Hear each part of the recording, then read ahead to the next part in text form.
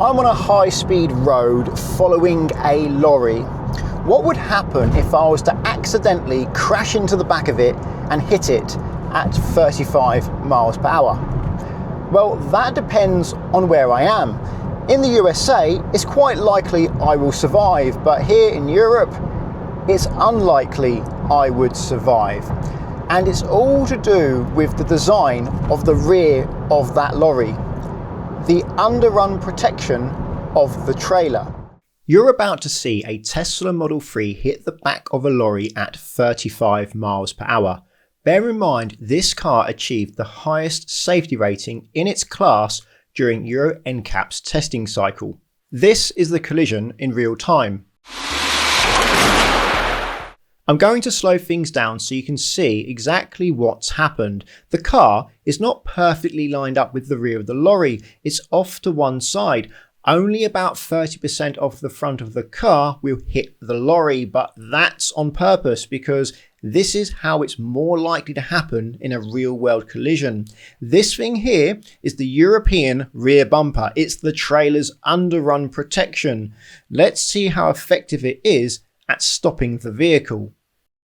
It appears to have made little to no difference. The front crumple zone of the car, which is designed to cushion an impact, has gone completely underneath the lorry. And the next thing that's going to hit the lorry is going to be the windscreen and the roof pillar, which is no match for the very solid rear end of the lorry's trailer.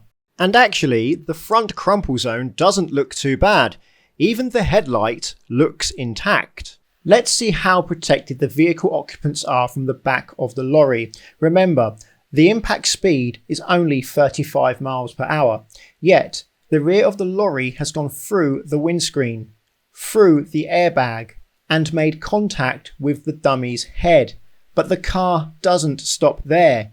It keeps going forwards. You can start to see why this sort of collision has a high fatality rate.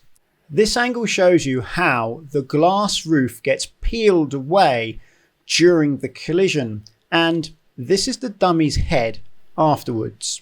But what about if the car hits the rear of the lorry's trailer in its centre, so that the rear of the bumper makes full contact with the front crumple zone of the car? Will this be enough to stop the car from going underneath the trailer? No, it still goes straight through the bumper. The rear of the trailer rides up the roof pillars, but still goes through the windscreen and peels back the roof. From inside the car, you can see the head of the dummy still makes contact with the back of the trailer. From the rear, you can see just how that roof gets peeled back. Watch this part of the rear bumper and how easily it gives up when the car hits it. As you can see, it got flung forwards. It's nowhere near strong enough to stop the car. This is an example of a trailer provided to me from the Insurance Institute for Highway Safety in the USA. This trailer meets their TOUGHGUARD standard. Look how chunky these vertical sections of the rear bumper are and compare them to the rear bumper of a European trailer, which we now know cannot stop a car at 35 miles per hour. The TOUGHGUARD bumper visually looks stronger, and it only adds approximately 50 kilograms. The question is though, can it stop the same car at the same speed? Yes is the answer. The front crumple zone of the car is able to do its job. It crumples, it cushions the impact and stops the vehicle, preventing the people inside the car from impacting the back of the trailer. The airbags and the seat belts are also able to work as intended. Here you can see them both together. The top example is a trailer that meets the TOUGHGUARD standard in the USA, and at the bottom is a trailer that meets the regulations in Europe and the UK.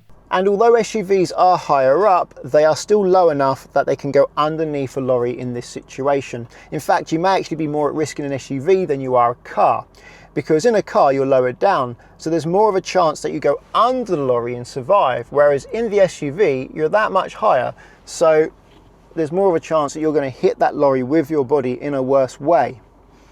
In fact, there was a collision not far from where I live about 10 years ago where a VW Golf went underneath the back of a lorry and the person survived. They were badly injured.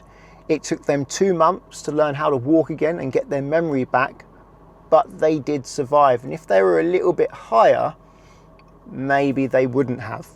Oh, and I should probably mention that the driver of that vehicle that went underneath the lorry got pushed underneath the lorry by a truck driver behind who didn't stop in time. TOUGHGUARD is not a trailer manufacturer. It's not a particular model of trailer. It's not a particular design or type of trailer. It's a safety award given by the Insurance Institute for Highway Safety for trailers that can pass the safety tests. Any trailer manufacturer can build a trailer to meet that TOUGHGUARD standard if they wish. And it's estimated that 99% of dry van trailers on sale in the USA, a dry van trailer being a trailer with walls to keep it dry from the elements like rain, 99% of them on sale meet the TOUGHGUARD standard. But it's not law. The manufacturer does not have to build trailers to meet that standard. The buyer doesn't have to buy a trailer that meets that standard, but they do. Why? Well, it's because of lawsuits. They are afraid of injury claims, so they meet that standard to play it safe. So what about in Europe then? Are we going to get these safer trailers anytime soon? Well, I'm not sure, but Euro NCAP, if you don't know who they are a wonderful organisation. They've been around since the mid-90s, I think 96, 97, and they are, in my opinion, and many other people's opinion, the reason why deaths on the roads have come down in Europe, despite the number of vehicles going up. When I learned to drive in 2004, that year approximately 3,300 people died. The year before, 3,500 people died. Now, approximately 1,700 people die each year, so much lower, even though there are more cars. And many people, including myself, believe that's because cars have got safer. And Euro NCAP have pushed cars to get safer with their crash tests, their safety rating, their star rating they give cars that manufacturers strive to get to help sell the cars, and the safety equipment that is fitted to cars. And now they're trying to get trailers to be safe also. They are campaigning to change the legislation to make the trailers safer, but also they're trying to encourage manufacturers to build trailers to that safer TOUGHGUARD standard. How you can prevent such accidents from happening is to follow at a good distance, at least a 2-second gap. So that lorry goes under the bridge now, 1, 2, and then I go under the bridge. So I'm at least a 2-second gap there, meaning there's more chance of me stopping before I hit the back of that lorry. And if someone was following close behind, particularly if a lorry was following me close behind, I would follow at a greater distance, making sure I can brake more gently and stop in time, meaning the vehicle behind me has less chance of hitting the back of my car and pushing me into that lorry. It's worth noting that vehicles on this camera look a lot further ahead than they actually are, and that's because it's a wide angle camera. Now I've zoomed in by 2 times, which is the maximum the camera can handle, but it's still not there. It still needs to be zoomed in another 1.66 times for you to get a true image of how far those vehicles are ahead. But when I do that, the quality drops significantly. Now I could use a camera that gives you the true distance of the vehicles ahead, but the trouble is those cameras are generally quite big and not really practical to use on my windscreen. I use action cameras because action cameras are set up to deal with these challenging lighting situations you have when you're driving. You have bright sky, dark road, or you have the sun directly at you, or the sun then gets covered by a cloud and it all changes. You certainly can't use manual mode, it has to be automatic, and action cameras are brilliant at that, but they're set up to be wide, as are dash cameras, so that you see more, but everything looks further ahead. And my action camera has an equivalent 15mm lens, which means things look 3.1 times further ahead than they actually are. My latest action camera has a 2x lossless zoom, getting you closer to that true distance, but it still makes things look further ahead than they are. So I'm not quite there yet with action cameras. Hopefully one day someone will make one that solves this problem, but when I film these kinds of roads, it always looks like I'm leaving an absolutely huge gap, and if I'm in the overtaking lane, people think I'm hogging that lane because there's a huge distance between me and the vehicle ahead, when in fact I'm just in a queue overtaking another queue.